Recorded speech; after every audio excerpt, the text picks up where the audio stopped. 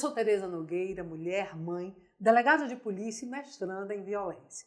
Mas se você acha que eu estou aqui hoje para falar só sobre violência, você está muito enganada.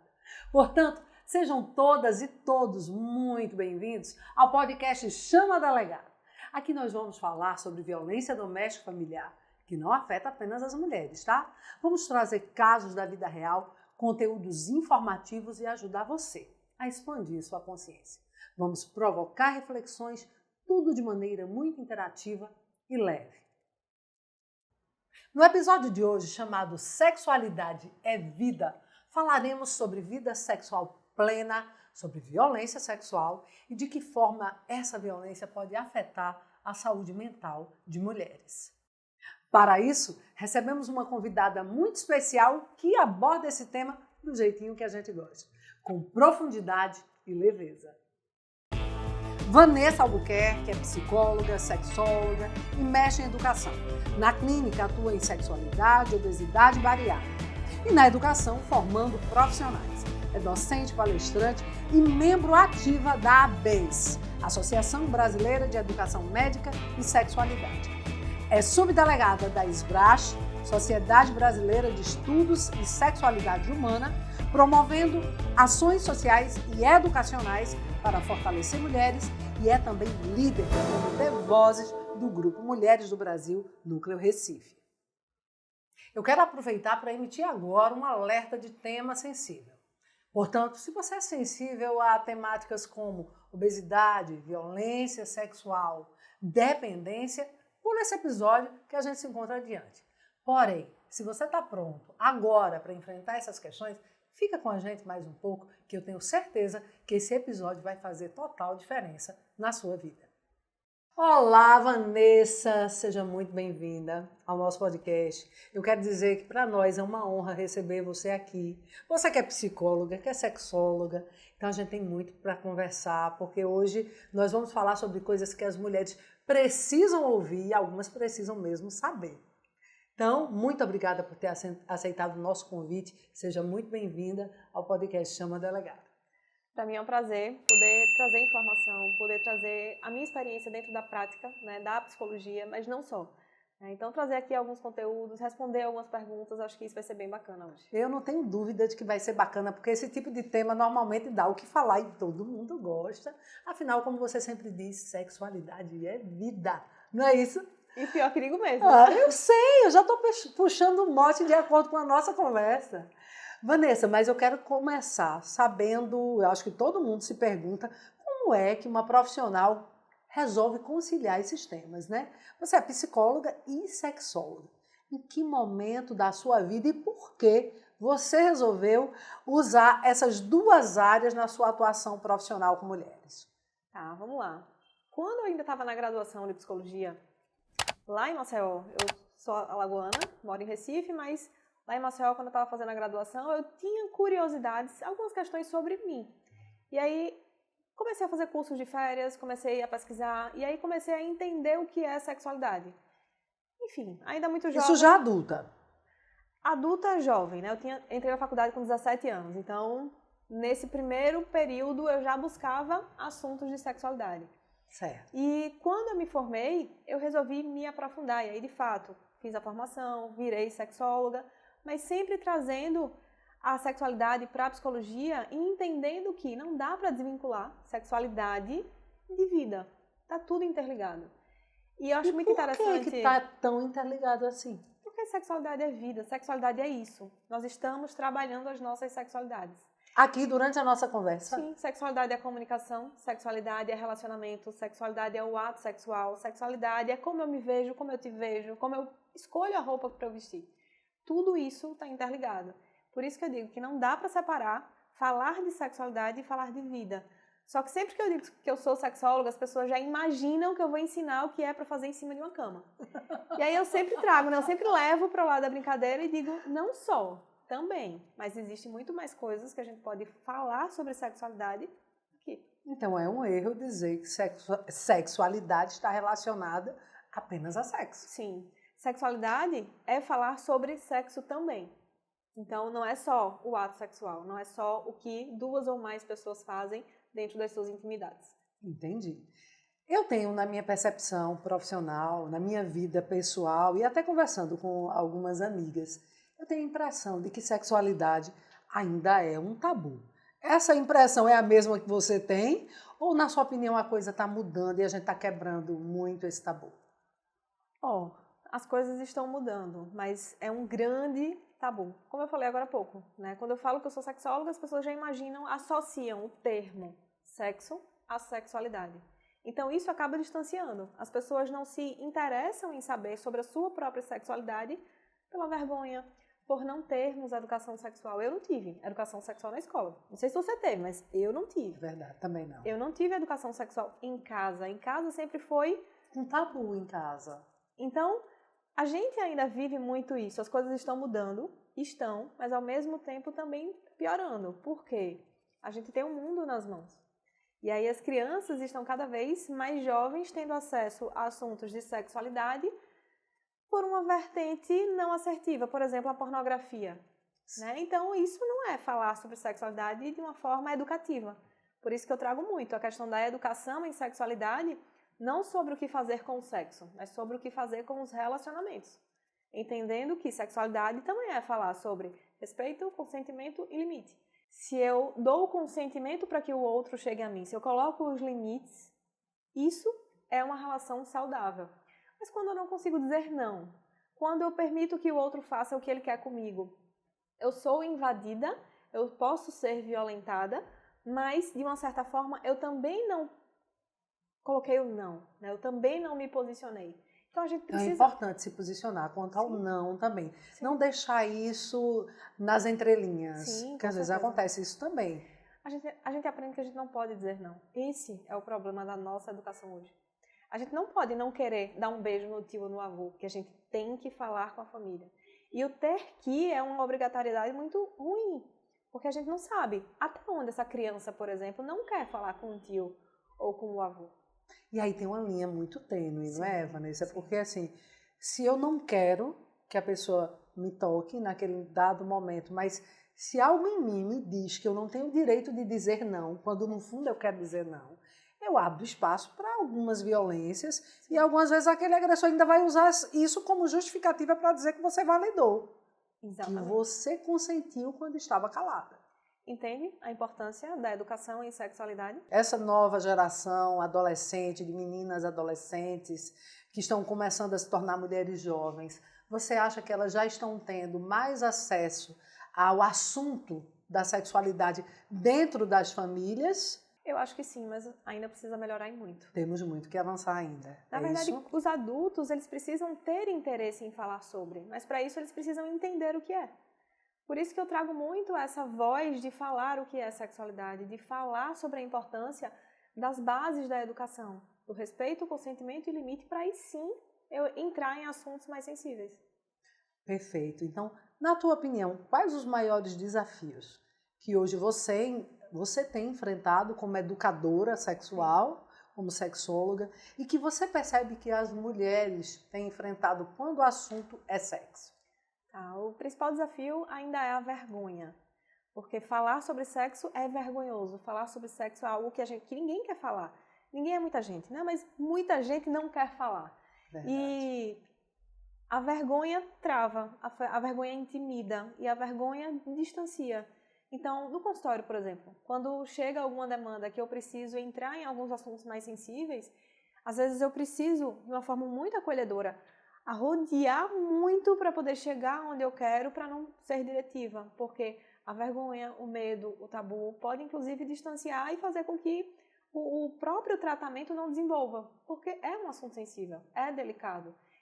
Mas se a gente desmistificar isso, né, como a gente está falando agora, trazendo que sexualidade é vida, sexualidade é dizer não, sexualidade é consentir, tudo isso ele pode sim mudar a médio e longo prazo. Tá mudando? Tá. Mas ainda é um desafio. Eu não aprendi na faculdade como acolher uma pessoa. Eu não aprendi como que eu deveria abordar. Então, você fez faculdade em psicologia, você hoje é sexóloga, mas ninguém te ensinou como abordar? O que é acolhimento? Esses dias eu vi um carnaval, eu acho. Eu vi uma pessoa sendo entrevistada procure, se você for sofrer qualquer tipo de assédio, procure para você ser acolhida e tal. E o repórter, o que é acolhimento? Não, você vai ser acolhida. A pessoa não soube responder o que era acolhimento. E o que é acolhimento? Acolhimento Vanessa? é você poder ouvir sem julgar. Acolhimento é você poder orientar sem obrigar ou determinar. Acolhimento é você conseguir estar junto, mesmo em silêncio. Entre mulheres, isso se assemelha muito ao nosso conceito de sororidade. Sim. Porque praticar sororidade também é isso, é acolher sem julgar. E é difícil, né? Muito difícil, principalmente quando uma pessoa não sente o que o outro está de fato sentindo. Então é frescura, deixa pra lá. Não é bem assim. Tem certeza que isso aconteceu? Algumas palavras acabam de fato intimidando. Eu vou continuar a falar por quê? Então é muito melhor deixar pra lá, é muito melhor silenciar. Eu não vou ser acolhida. E aí justamente por isso que eu fui para a área da educação. Porque todo mundo pergunta, você é psicóloga, por que você se formou em mestre? Você se formou mestre em educação? Porque o meu trabalho final de conclusão de curso foi ensinar profissionais da área da saúde como acolher mulheres que sofreram vítimas de violência. Sofreram qualquer tipo de violência. Em especial, a sexual, mas a gente não sabe, a gente não tem isso na graduação. Sabe que o mais curioso é quando chega uma pessoa nova até mim. Geralmente pelas redes sociais. Geralmente algo que eu falo no Instagram, no Facebook, conecta com elas de alguma forma, que elas encontram ali um lugar seguro. Isso para mim é muito rico, porque eu entendo que eu estou no caminho certo. Então elas chegam a partir do entendimento de que alguém vai entender e não julgar. Então, lugar seguro é isso. É um lugar onde você pode ser acolhida, sem julgamento, você tem liberdade para falar da forma que vier na sua cabeça. Sim. Esse é um lugar seguro. Sim. Esse lugar seguro, Vanessa, a gente tem em todas as instituições que hoje atendem mulheres vítimas de violência, principalmente sexual? Deveria, né? Mas não. E eu trago até alguns dados de escuta, né, dentro da minha prática clínica, dentro de algumas questões pessoais também, de experiência, onde nos serviços que deveriam ter esse acolhimento, não tem. Né? Como o próprio serviço específico para acolhimento às mulheres. Várias mulheres elas são revitimizadas ali pelas próprias profissionais da área da saúde que não acolhem, que precisam seguir protocolos, mas isso acaba invadindo ainda mais aquela mulher que está em sofrimento. No nosso dia a dia, muitos profissionais da área da saúde e da área das delegacias em si, Sim. agem de uma forma intuitiva, que foi outro dado que eu tive na minha pesquisa. Eles não sabem como fazer, então eles agem como eles gostariam de receber, mas às vezes é de qualquer jeito também, porque eles não sabem outra forma. Às vezes silenciar é muito melhor do que falar qualquer coisa. Aí a gente enfrenta uma barreira grave, Sim. não é? Sim. Porque do ponto de vista das investigações policiais, por exemplo, quando a gente fala de impunidade, se tem uma coisa que termina sendo um grande aliado para o agressor, talvez o maior aliado para o agressor, é o silêncio da vítima. Então, esse silêncio, por não se sentir acolhida, por não se sentir num espaço seguro, pode levar a uma consequência irremediável, que é a impunidade desse agressor, que pode, inclusive, ser um fator estimulante para que ele volte a delinquir, a praticar algum outro tipo de violação sexual contra outra mulher. Sabe o que eu pensei aqui agora? Que as mulheres elas silenciam muito. Quando elas resolvem falar, quem precisa silenciar é quem deve ouvir. Então, eu entendo que precisamos da investigação, que precisamos do exame físico, da anamnese, dentro de qualquer área de cada profissional. Mas o primeiro momento, eu entendo que precisa ser o silêncio daquela pessoa que está tendo a oportunidade de ouvir talvez pela primeira vez. Então, refletindo sobre o que você trouxe para nós, Vanessa, essa questão da educação, a gente precisa enfrentar, quem sabe até uma mudança de grade curricular para trazer essa temática para dentro desses cursos? Com certeza.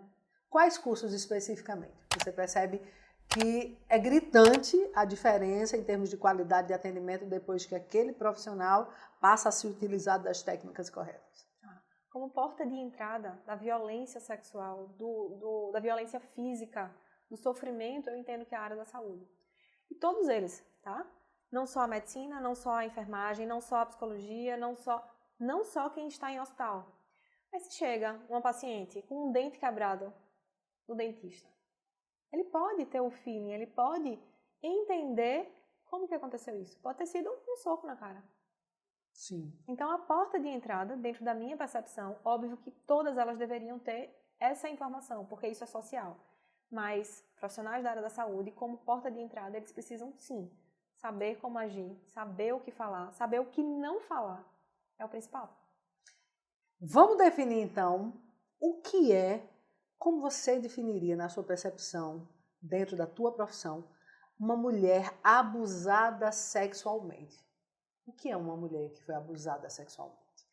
Tá. Qualquer tipo de movimentação dentro do seu corpo, e não só, mas que ela não se sente bem, que ela não se sente confortável. Uma mão passada, uma violência mais grave, um ato sexual forçado, por exemplo. Né? Então, às vezes a gente acha que é bobeira, que é bobagem. Mas no meio da rua, quantos assédios, quantas violências elas acontecem, porque simplesmente a maioria, não só, mas a maioria dos homens, eles se sentem à vontade para tocar no corpo do outro. Né? E aí, assim, coloca o outro, homens também, homens, homens com mulheres, porque elas são mais sensíveis. Elas, às vezes, silenciam mais. Elas não têm força o suficiente para encarar e para enfrentar. Então, a violência, o abuso sexual, ele é uma invasão do corpo. Existem outras, mas acho que é importante a gente focar sobre a invasão do próprio corpo. Inclusive, homem e mulher, marido e mulher, dentro da própria casa. Quantas mulheres elas são estupradas pelo marido? Isso, o estupro marital é uma realidade. E alguns praticantes, eu não estou aqui para fazer crítica a nenhum tipo de religião, mas existem algumas situações em que, sob o manto de uma determinada religião, a mulher começa, inclusive, a acreditar que ela tem o dever de estar disponível do ponto de vista sexual. E essa posição é cobrada pelo seu companheiro, né? Sim. Seu companheiro agressor. Ah, não, tem que me servir. E sabe o que é o pior também? Às vezes acontece muito de, por exemplo, uma filha jovem se casou, pergunta para a mãe, e a mãe ela responde: não, é assim mesmo, casamento é isso. Então, é uma reprodução. Eu estou aprendendo com a minha mãe que é assim mesmo, então eu tenho que suportar.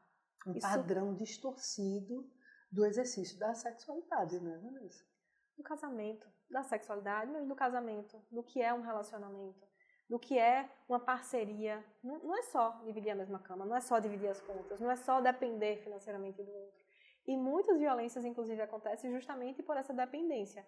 Dependência emocional, dependência financeira, pelos filhos. Sim, e aí termina se perpetuando. Ela passa por diversas fases. Eu costumo dizer que existe aí uma espiral da violência que pode levar uma vida inteira e que pode, inclusive, levar uma mulher à morte por feminicídio. Eu fui delegada de crimes contra criança e adolescente e recebi muitas meninas, 15, 16, 17 anos, na flor da idade, já passando por graves violações de ordem sexual. Você percebe que essas mulheres mais jovens, adolescentes ou jovens ali, mulheres de 18, 19, 20 anos, você acha que elas procuram mais rapidamente ajuda profissional, terapêutica, ou você percebe que, na verdade, elas estão reproduzindo ainda um pouco desse exercício do tabu que aprenderam com suas mães, aprenderam com outras mulheres? Engraçado que eu tenho uma percepção diferente, nenhuma nem outra. Nenhuma nem outra. Hoje eu percebo muito que tudo isso está sendo muito exposto nas redes sociais. Então o pedido de socorro ele vem muito mais na exposição da agressão, do que na busca de um profissional? Sim. Então você termina ficando sabendo dessas mulheres mais novas, mais jovens, através da exposição que elas já estão fazendo sobre os fatos. Por isso que eu falo que a gente tem a palma da mão. O celular é o mundo na palma da mão. E quantos casos ao vivo, inclusive, não sei se vocês já perceberam isso, mas acontece. As pessoas estarem gravando ao vivo pedindo socorro. Uhum. Então, não consigo perceber isso dentro da prática clínica, esse pedido de socorro, esse pedido de ajuda, principalmente porque elas são jovens e não têm condições de arcar com a consulta, por exemplo. Uhum. Então, isso é um limitador, sim. Porque depende do pai, depende da mãe, o pai e a mãe não podem saber. Então, às vezes é um pedido de socorro. A tua especialidade é mulheres a partir de que idade? No meu consultório, eu tenho mulheres acima de 30 anos. Então, elas que mais conseguem falar já têm uma maturidade, digamos assim, para processam conseguir entrar melhor. em contato. Sim, porque entrar em contato dói. Entrar em contato não é fácil. Reviver é sofrido demais. Existem muitas feridas e muitas delas não estão cicatrizadas. Mas chega um momento que, sabe, aquela necessidade. Aquele momento que fica insuportável. Sim. Viver com aquela dor que aquela violência causou. Sim. Então vamos falar de trauma? Vamos lá. E aí? O trauma, na sua opinião profissional, é a maior consequência que uma mulher vítima de violência sexual pode sofrer? Eu acredito que sim, porque, como eu falei, o trauma é uma marca, é uma ferida. Todos nós vivenciamos algo que deixa um registro. E quando a gente fala sobre violência, sobre abuso, é algo que não é simplesmente esquecer. Não dá para simplesmente passar uma borracha. Ou, que é o que muitas fazem, eu quero esquecer isso. Não tem como simplesmente esquecer. Então muitas te procuram querendo uma fórmula para esquecer Sim. os acontecimentos. E o que você pode dar de dica? Qual a forma menos sofrida de lidar com o trauma de ordem sexual? Eu gosto muito de trazer a seguinte reflexão. Para que a gente consiga curar uma ferida, para que a gente consiga mudar, seja um pensamento ou seja de comportamento, a gente primeiro precisa aceitar que aconteceu. Então a violência, ela acontece, a violência, ela existe, a violência deixa marcas, mas eu não posso simplesmente achar que ela vai sumir, porque ela não vai sumir. Não dá para empurrar debaixo do tapete. Eu preciso aprender uma forma de como isso não me faça sofrer, mas eu preciso aceitar que ela existiu, eu preciso entender que eu não sou culpada sobre isso, e aí sim, colocar cada coisa no seu lugar. Porque enquanto vítima, elas acham que elas têm responsabilidade, que elas têm culpa, que elas fizeram algo, que elas vestiram algo. Que elas provocaram o agressor. E aí me diga, como que uma criança provoca um agressor? Vanessa, aqui em Recife, eu sei que nós temos grupos de AA em várias cidades do Brasil inteiro, nas capitais principalmente. Aqui em Recife eu já tive a honra de poder conversar com mulheres alcoolistas e percebi na intimidade de algumas conversas com grupos pequenos que muitas reportam casos de violência sexual. A dependência química, a dependência do álcool, é uma realidade que é muito enfrentada por essas mulheres que tentam, de alguma forma, processar esse trauma. Você atende mulheres também alcoolistas? Essa é uma realidade, porque é a busca pela válvula de escape. Seja no álcool ou outras drogas, seja na comida. Por isso que um dos focos de trabalho é justamente a obesidade, porque uma coisa está interligada à outra.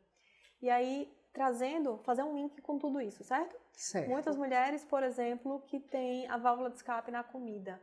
Muitas delas, eu atendi uma paciente uma vez que ela sofreu uma violência e aí ela começou a comer para não chamar atenção. E eu me lembro que uma vez ela mostrou como é que ela fazia para se esconder. E aí ela colocava o cabelo inteiro, cabelo grande inteiro no rosto para se esconder. Além de tudo, com obesidade, não tem como não chamar atenção. Chama atenção de outra forma. E aí, uma outra pessoa com obesidade realizou uma cirurgia bariátrica. Com a cirurgia bariátrica, elas não conseguem comer, mas beber é fácil. Entendi. Então, sempre é uma busca para sair da realidade. Porque a comida dá prazer, o álcool também dá prazer e o álcool adormece. Mulheres que sofreram algum tipo de violência sexual, elas não vão para a válvula de escape no vício no sexo, por exemplo. O sexo não é prazeroso, pelo contrário, eu quero distância. Elas têm reportado nos seus atendimentos também consequências do ponto de vista físico? Sim. Quais? Do próprio ato sexual, na vagina ou no ânus, isso pode ser é uma invasão e há sim uma dor e um sofrimento. Há sim uma marca, um registro. Isso é uma violência, não é só uma violência sexual, é violência sexual e física. Então, as marcas da violência sexual, às vezes, ela exige que o físico seja preso. Então, quantas mulheres têm marcas pelo corpo por tentar fugir e não conseguir? Isso também é uma forma de ter a violência física atrelada à sexual. Então, algumas lesões terminam permanecendo por longo tempo no corpo dessas mulheres. Sim, sim. E aí, lidar com uma violência sexual que está aqui que está no corpo, que está nos órgãos sexuais, torna isso um processo ainda mais difícil para essas mulheres. E vamos pensar numa gravidez, uma violência sexual com uma gestação na sequência. Gente, mas atenção para um alerta super importante. Qualquer gravidez resultante de um estupro pode ser objeto, sim, do chamado aborto legal. Portanto, você pode procurar uma delegacia, registrar uma ocorrência e procurar o Sistema Único de Saúde para que o procedimento seja realizado. Nossa, é uma etapa difícil e bastante desafiadora, não é? Como não dizer que... Como você encara isso? O que você recomenda do ponto de vista terapêutico? Quais os maiores desafios? Eu já tive situações de mulheres abusadas sexualmente, inclusive, infelizmente, por pais, por padrastos, né? Que engravidaram, de fato, e passaram por violações ainda piores depois disso. Inclusive com a possibilidade de, no futuro, aquela criança crescer e a criança também ser vítima de uma violação praticada pelo mesmo agressor. Ou seja, a filha do agressor passa a ter um filho que também é seu irmão. Percebe que não dá pra gente achar que essas coisas só acontecem da porta de casa para fora. Elas acontecem também, mas em sua maioria dentro de casa. Então não dá pra gente não falar sobre educação em sexualidade. A gente precisa da porta de entrada, a gente precisa falar de educação em casa. A educação sexual é educar para a vida. Quando a gente educa uma criança a escovar os dentes, quando ela aprende a escovar os dentes, isso é sexualidade. Se o adulto não aprender que ele precisa lidar com isso com as suas crianças, com os seus filhos, os educadores precisam trazer isso para a sua realidade. Não trazendo informações a mais, não é isso, mas ensinar a criança a tomar banho, dar banho na criança, ensinar a criança quais são as suas partes íntimas, as suas partes de alerta. Como cuidar do próprio corpinho, né? Sim. Inclusive, a gente tem mapas, a gente que trabalha com segurança pública, a gente termina tendo um mapa corporal das crianças sobre o alerta, as áreas verdes, as áreas amarelas e as áreas vermelhas, que é um jeito mais lúdico de você expressar para aquela criança que existem limites e que ela precisa conhecer. Uma mulher que ela é violentada, ela não quer falar sobre esse assunto. Como que ela vai educar seu filho? Se ela não consegue ressignificar a própria história, ela não vai conseguir mudar a história da sua casa. É difícil sim, mas quanto mais a gente achar que isso não acontece, mais isso vai acontecer. E aquela violência vai perpassar para além da mulher vítima de violência, vai chegar aos filhos e às vezes até aos netos.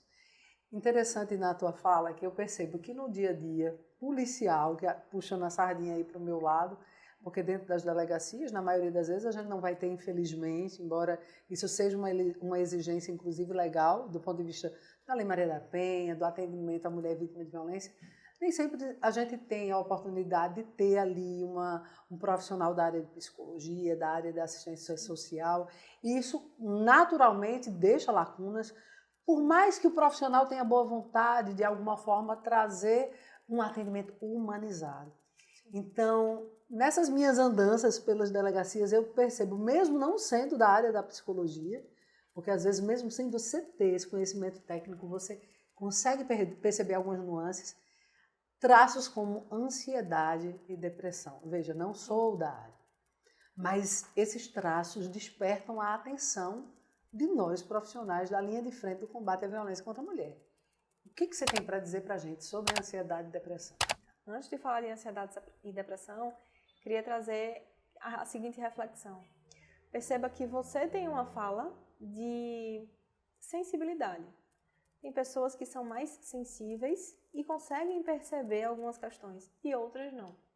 Não estou falando de gênero, tá? Estou dizendo que mulheres são mais sensíveis e percebem do que homens. Não estou falando sobre isso.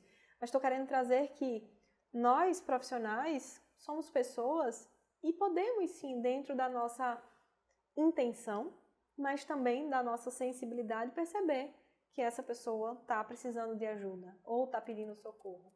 Porque ansiedade, geralmente, eu costumo sempre trazer a seguinte fala, que a ansiedade é uma antecipação do futuro, é o medo do que pode vir a acontecer. De uma forma muito básica, tá? Tá. Então, se eu sofri alguma violência no carro, Eu posso ter um gatilho de ansiedade sempre que eu estiver perto de um carro preto, que foi onde aconteceu.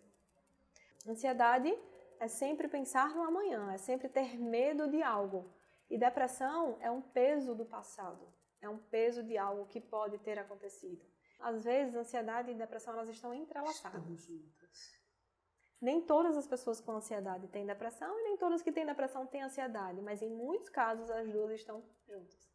Então, é possível dizer que uma mulher que sofreu uma violência sexual, ela tem um trauma e além do trauma ela precisa aprender muitas vezes a lidar com a ansiedade e com a depressão, é um combo? Sim. Não é regra de que todas vão ter tudo isso, mas se alguma mulher nesse momento que está ouvindo isso sente esse peso ou do futuro ou do passado, é importante olhar para isso com atenção. E é importante procurar ajuda, Sim. não é? Sim. Acho que eu ouvia algumas pessoas dizerem que não, psicólogo, para que psicólogo? Existe aquela crença de que o psicólogo não vai resolver. Veja, eu acho que até não resolve, ele vai iluminar um caminho, ele vai ajudar você a abrir suas próprias portas, pelo menos é essa a opinião que eu tenho. Sim.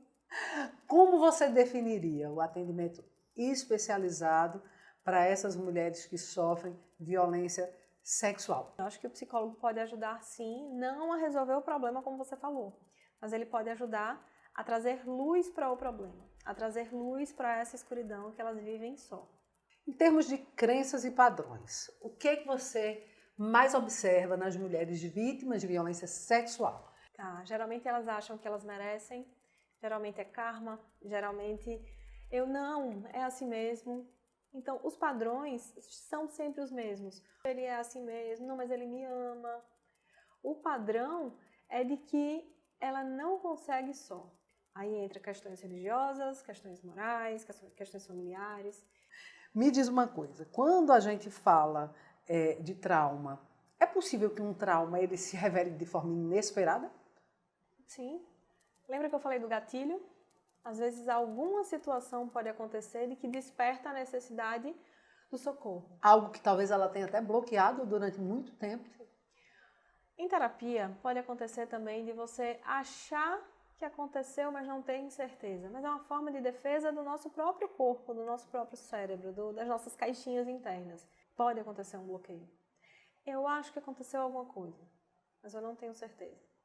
E aí na terapia a gente consegue vasculhar isso. E às vezes identificar. Na terapia é o lugar para falar aquilo que é proibido, aquilo que não se fala em qualquer canto. Então, às vezes ali, sabe quando a ficha cai? Realmente acontecer. O profissional ele pode lhe ajudar muito, mas ele também pode lhe afundar se ele não tiver as ferramentas e as formas certas de ouvir, de mexer, mas também de lhe arrumar. Pensando em sinais, como nós mulheres podemos identificar sinais em mulheres que foram abusadas sexualmente, mas que não falam sobre isso?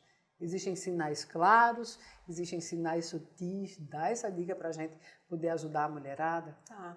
Primeiro que o silêncio é um sinal. Eu não querer falar sobre determinado assunto, eu não querer falar sobre determinada pessoa, pode ser sim um sinal. Uma pessoa, um assunto.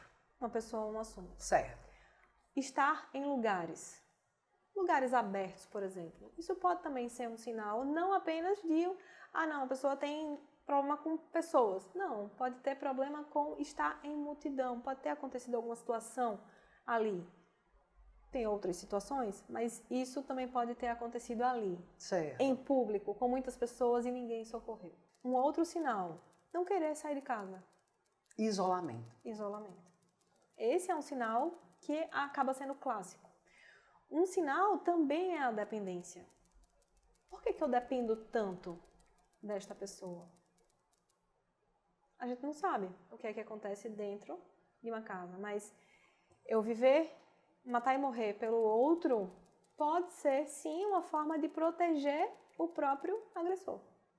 Mas os sinais, eles podem estar na nossa frente. Não querer falar sobre determinados assuntos, não querer estar com determinadas pessoas. Os sinais podem ser também a própria questão da ansiedade e da depressão pode ser um sinal. Né? O estar trancada dentro do quarto, não querer socializar e ver pessoas que vão lhe visitar. Um processo de tristeza repentina, uma mulher que sempre foi muito alegre, muito expansiva. De repente acontece um tal de do nada, não quer mais saber das amigas, do nada. A gente usa muito essa expressão, né? Deixar Se de isolou, sair. deixou de sair. E cuidados, autocuidado, cuidado com beleza. Também. Eu malhava, paro de malhar. Eu gostava muito de cuidar da estética, abandono. Tudo isso. Isso também é um sinal? Por isso que entra também a questão da obesidade. Porque se eu me cuidava e eu parei de me cuidar, eu posso perceber isso como um sinal. Se eu toda semana ia para o salão de beleza e me arrumava para ser vista, eu não quero mais ser vista. Se aconteceu alguma situação que eu não consigo lidar ou falar com isso, a comida ela não vai me julgar. Então, eu vou para essa minha válvula de escape, eu vou para essa minha proteção. Eu me protejo de alguma forma. Vanessa, quais os principais erros que você identifica no seu trabalho como profissional dessa área por parte dos profissionais, seja da saúde, seja do atendimento da segurança pública, principais erros que nós cometemos quando atendemos uma mulher vítima de violência? Violência sexual. Vou lhe trazer algumas perguntas, certo? Algumas perguntas que geralmente eles fazem. Que aí eu também trago dados da minha pesquisa, que é o que eu consigo trazer com propriedade. Por que você acha que isso aconteceu? O que você estava vestindo? O que você estava vestindo? Onde era que você estava? Mas você estava a essa hora sozinha no meio da rua? Com essa roupa? Sempre culpabilizando a vítima. Esse é um erro muito grave. Esse é um erro gravíssimo. Ou então, quando a mulher resolve denunciar, por exemplo, chegar num profissional, chegar numa delegacia para abrir um boletim de ocorrência, existem leis que permitem que mulheres façam a denúncia até determinado tempo depois da violência acontecida, a violência sexual. Mas por que você está denunciando agora? Eu ouvi essa frase e isso me marcou tanto, porque isso mexe com as mulheres que estão criando a coragem para falar. Nenhum profissional, independente da sua área, deveria perguntar ou questionar por que ela está fazendo isso agora. Que bom que você está fazendo isso agora. Você está fazendo isso. Vanessa, existe algum caso que tenha marcado a sua vida, algum caso de mulher vítima de violência sexual que tenha lhe marcado profundamente? Tem, inclusive de pessoa próxima à família, que uma criança, ela foi violentada por várias vezes, por pessoas próximas à família. Então, é uma situação que marca porque está muito próximo. Está muito próximo a mim, pode ter situação muito próxima a você, pode ter quem está nos ouvindo, pode ser essa pessoa também. Então, a partir do momento em que eu percebi isso dentro da minha família, muito próximo, eu parei para prestar muito mais atenção por situações que eu não prestava. Uma das causas de trazer a educação em sexualidade para a nossa sociedade hoje, por conta da minha filhada. É uma menina de 1 ano, mas ela vai crescer. Então, se eu não puder conversar com ela de uma forma óbvia, simples, respeitosa, na frente dos pais, qual o diferencial que eu vou poder trazer para ela, que eu vou poder trazer para a nossa família, que eu vou poder trazer para a sociedade? Então, sim, não é só por mim, não é só por você, mas por todas nós.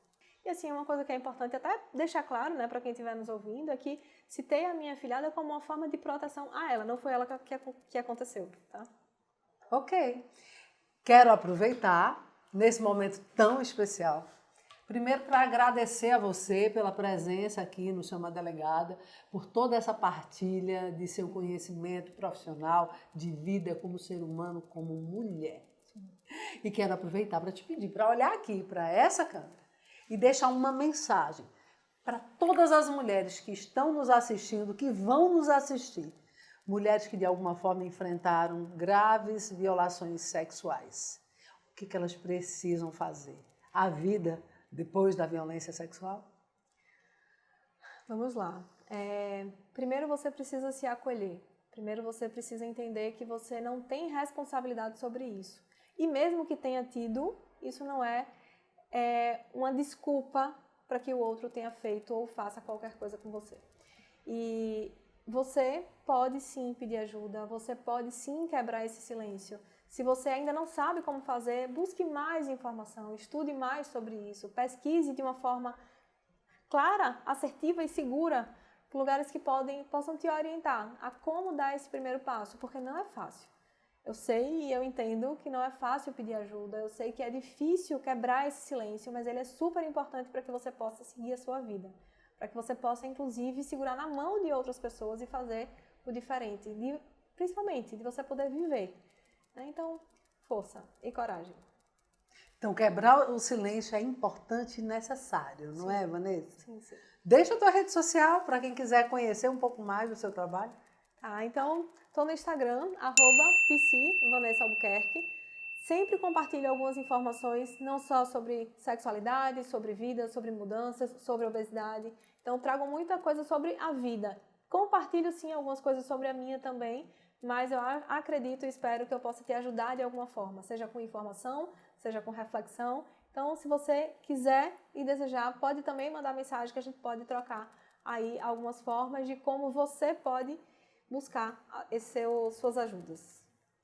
Tem algum site, número de telefone para contato? De que forma? Se alguém assiste aqui o nosso episódio e diz: caramba, gostei dessa danada, dessa sexóloga e quero conversar com ela. Tem um número de telefone? Bom, então quem desejar marcar uma consulta, o número é 98906-1341. E também tem um site www.vapsicologia.com.br. Lá tem o link direto do WhatsApp também, então vale a pena buscar mais informação. Vanessa, muito obrigada. Foi um privilégio ter você com a gente hoje. Você já deixou os contatos, eu tenho certeza que esse episódio de hoje marcou a vida de muitas pessoas. E a nossa também. A nossa vida também. E aí, ouvinte, a você muito obrigada pela companhia. E aí, gostou do nosso episódio? Gostou desse bate-papo tão gostoso com essa profissional, sexóloga, psicóloga, essa mulher que fala de uma maneira desmistificada sobre violência sexual e que pode ajudar você e ajudar outras mulheres? Gostou? Então pronto, se inscreve no nosso canal, dá aquele like, ativa o sininho, manda para a amiga, para um amigo, para todo mundo. Aproveita e acessa o nosso site. Ficou pronto, você já está sabendo, né? chamadelegada.com.br, lá vai ter muita informação de qualidade. E para além disso, se você quer contar a sua história para a gente, manda um e-mail. Conte sua história, @chamadelegada.com.br e a gente analisa aqui, ao vivo, a história que você tem para contar com preservação da fonte.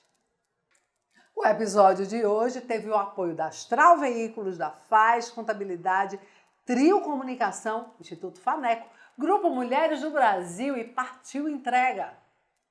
E agora você já sabe, né?